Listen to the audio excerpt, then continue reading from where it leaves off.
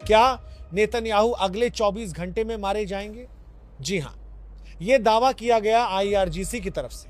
संदेश बिल्कुल साफ, खामनेई के साथ जो हुआ उसका जवाब मिलेगा और उससे भी बड़ा मिलेगा।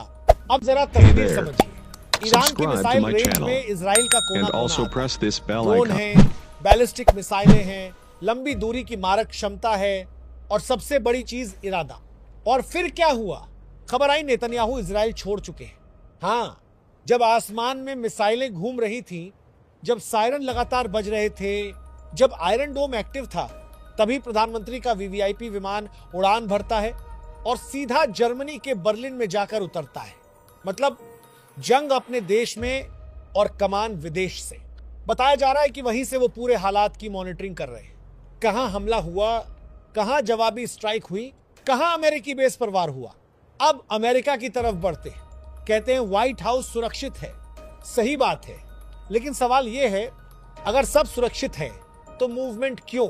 दावा ये Donald Trump Andrews military base में शिफ्ट हो गए। एक हाई सिक्योरिटी लोकेशन, पूरा सैन्य तंत्र, एंटी मिसाइल डिफेंस, भूमिगत सुरक्षा, यानी खतरे को हल्के में नहीं लिया जा रहा। अब सुनिए असली झटका। कतर, मिडिल ईस्ट में अमेरिका का सबसे बड़ा और अहम सैन्य अड्डा, वहीं लगा था $1 बिलियन का early warning radar system. Range 5000 kilometre, मतलब आधा मिडिल ईस्ट उसकी निगरानी में। लेकिन दावा ये, एक ड्रोन आता है, सीधे उस रडार डोम से टकराता है और पूरा सिस्टम ध्वस्त। अगर ये सच है तो ये सिर्फ एक मशीन का गिरना नहीं, ये रणनीतिक अंधेरा है, क्योंकि वही सिस्टम सबसे पहले खतरे का अलर्ट देता था। अब तस्वीर देखिए इजराइल की। यरूशलम, तेल अवीव, रमात गन, सफद, नेकवा, हर तरफ धुआं, हर तरफ आग, हर तरफ मलबा।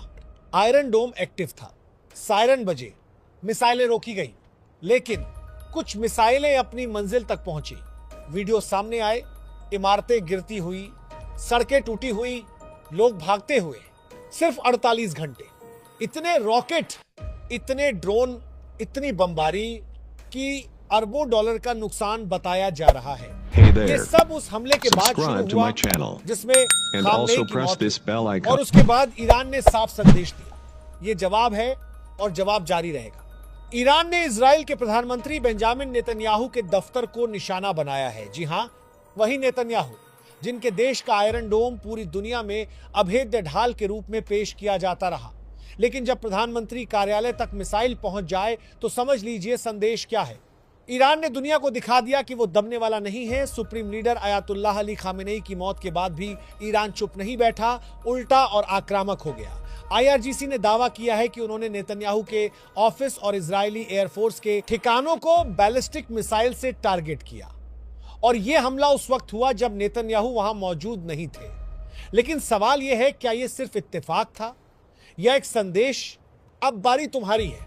उधर डोनाल्ड ट्रंप प्रेस के सामने आते हैं, कहते हैं जरूरत पड़ी तो ग्राउंड ट्रूप्स भेजेंगे। 4 से 5 हफ्ते जंग चली तो भी अमेरिका तैयार है। आई डोंट गेट बोर्ड, वो कहते हैं। लेकिन हकीकत यह है कि जंग कोई टीवी शो नहीं है।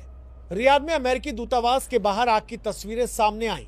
बहरीन, इराक, कुवैत, हर जगह अमेरिकी ठिकाने निशाने पर हैं। अमेरिका ने अपने नागरिकों को गल्फ देशों से निकलने की एडवाइजरी जारी की है। और यही सबसे बड़ा सवाल है, जहां आपके एयरबेस है, जहां आपकी फौज है, वहां आप अपने नागरिकों को सुरक्षित महसूस नहीं करा पा रहे। ईरान में 700 से ज्यादा मौतें बताई जा रही हैं। 170 से अधिक बच्चे मारे गए। 176 बच्चों की कब्रें जेसीबी से खुदती तस्वीरें पूरे देश में गुस्से की आग को भड़का रही हैं। और इसी बीच तेहरान के गांधी हॉस्पिटल पर हमले की खबर को आई, वही अस्पताल जिसका नाम महात्मा गांधी पर रखा गया है, दशकों पुराने रिश्तों की एक निशानी। वही इजराइल में हालात कितने गंभीर हैं, इसका अंदाजा आप इसी से लगा लीजिए कि इजराइल में अमेरिका के राजदूत माइक हकबी ने खुद साफ शब्दों में कह दिया है, अमेरिकी नागरिकों के पास देश छोड़ने के विकल्प बेहद सीमित हैं। जी हां, ये कोई अफवाह नहीं, ये आधिकारिक बयान है। सोशल मीडिया प्लेटफॉर्म एक्स पर पोस्ट करके हकाबी ने साफ कहा, इस वक्त अमेरिकी दूतावास इजराइल से अमेरिकियों को निकालने या सीधे तौर पर मदद करने की स्थिति में नहीं है। सोचिए, हालात कितने बिगड़ चुके हैं कि दुनिया की सबसे बड़ी ताकत कहे जाने वाला देश अपने ही नागरिकों को तुरंत बाहर नहीं निकाल पा रहा। अब सलाह क्या दी गई है? राजदूत हकाबी ने कहा है कि जो अमेरिकी इजराइल छोड़ना चाहते हैं वे इजराइल के पर्यटन मंत्रालय द्वारा चलाई जा रही शटल बस से मिस्र के ताबा बॉर्डर तक जाएं, वहां से या फिर काहिरा एयरपोर्ट से फ्लाइट पकड़ने की कोशिश करें। मतलब साफ है, सीधा रास्ता बंद और लोग बॉर्डर पार करके निकलने की जुगत में हैं। और सुनिए, जॉर्डन के रास्ते जाने की चेतावनी भी दी गई है। क्यों? क्योंकि वहां से उड़ानें अनियमित हैं, भरोसेमंद नहीं है। इजराइल में सायरन बज रहे हैं, एयर डिफेंस सिस्टम सक्रिय है और इसी बीच अमेरिका अपने नागरिकों से कह रहा है अपने इंतजाम खुद कीजिए, रास्ते ढूंढिए, लेकिन सावधानी से निकल जाइए। यह स्थिति सामान्य नहीं है। ये उस बड़े भू राजनीतिक तूफान का संकेत है जो पूरे मिडिल ईस्ट को अपनी चपेट में ले सकता है। अगर इजराइल ने एक और बड़ा वार किया तो अगला जवाब सिर्फ सैन्य ठिकानों तक सीमित नहीं रहेगा। इसका मतलब है कि बिजली ग्रिड, कम्युनिकेशन नेटवर्क, आर्थिक ढांचे और रणनीतिक कमांड सेंटर भी निशाने पर आ सकते हैं। इधर इजराइल की स्थिति भी आसान नहीं है। आयरन डोम, एरो और बाकी सभी एयर डिफेंस सिस्टम पूरी ताकत से सक्रिय हैं, लेकिन लगातार 48 से 72 घंटे तक ड्रोन और रॉकेट की बौछार किसी भी सिस्टम की परीक्षा ले लेती है। हर इंटरसेप्टर मिसाइल लाखों डॉलर की होती है, जबकि सामने से आने वाले कई ड्रोन अपेक्षाकृत सस्ते हैं। यह आसमान युद्ध है, एक तरफ तकनीकी श्रेष्ठता, दूसरी तरफ संख्या और निरंतरता। यही वजह है कि कुछ मिसाइलें अपनी मंजिल तक पहुंच गईं और जिन इमारतों को कभी सुरक्षित समझा जाता था वे भी मलबे में बदली दिखी। साथ ही यह भी साफ दिख रहा है कि ईरान अकेला नहीं खेल रहा। लेबनान से हिजबुल्लाह की हलचल, गाजा से रॉकेट, इराक और सीरिया में सक्रिय मिलिशिया समूह और यमन से हुती हमले, ये सब एक बड़े समन्वय का संकेत देते हैं। इजराइल चारों तरफ से दबाव में है। अब ये सिर्फ एक देश बनाम एक देश की लड़ाई नहीं रह गई, बल्कि पूरे क्षेत्रीय समीकरण बदलने की तैयारी है। अमेरिका की स्थिति भी उलझी हुई है। सार्वजनिक बयान सख्त हैं, जरूरत पड़ी तो हस्तक्षेप करेंगे, जमीनी सेना भी भेज सकते हैं, लेकिन असली गणित अलग है। कतर, बहरीन, कुवैत और यूएई में अमेरिकी सैन्य ठिकाने मौजूद हैं।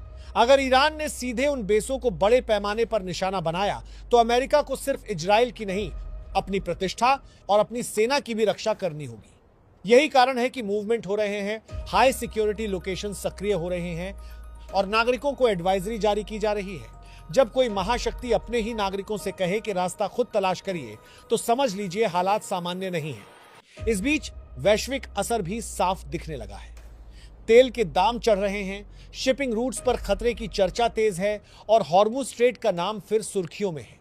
अगर उस रास्ते में जरा भी व्यवधान आया तो पूरी दुनिया की सप्लाई चेन हिल सकती है। रूस और चीन अभी सीधे मैदान में नहीं है, लेकिन दोनों ध्यान से देख रहे हैं।